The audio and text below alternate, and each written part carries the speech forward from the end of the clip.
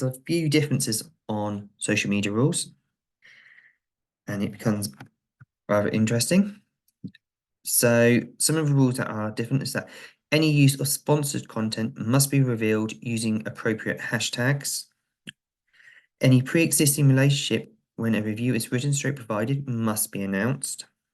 You cannot use third-party content without permission. This includes images and text, but not shares. So if you share, say, famous celebrity shares that they're going on holiday next week, you are allowed to press the share button and share that, but you can't copy the post and the image and then publish it as if you're the original content owner. That's the difference there.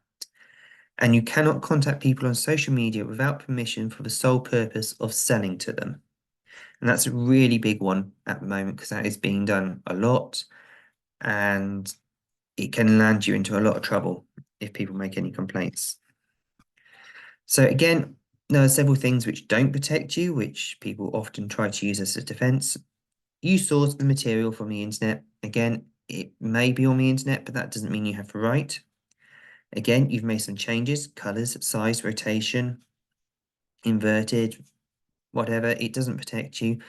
If you've taken it from someone else, no matter what changes you make, it's still the property of the other person. You've only used part of a protected work. Again, you can't just take 3 paragraphs, cut it down to 1, and then publish it. It won't work. You've credited the original artist stroke owner. Again, if you're publishing it on your own without using the share button, then you are claiming ownership of it yourself under commercial rules. There is no commercial purpose for the image. Again, it doesn't matter what the purpose of the image is. If you've taken it, you have stolen it technically. AI wrote stroke generated the content.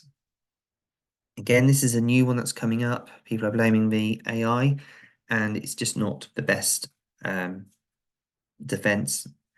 You bought the image for use on another website. Again, we've discussed that one before. Keep your receipts and make sure you're getting the license to use it wherever you can. And another person used it without permission. So this is a very common one where someone says, yes, but I got it from user X, but the image belongs to a user Y, say. It doesn't matter if someone else has used it, you still can't use it. It doesn't matter. And if user X gave you permission, it doesn't matter. It's still user Y's image.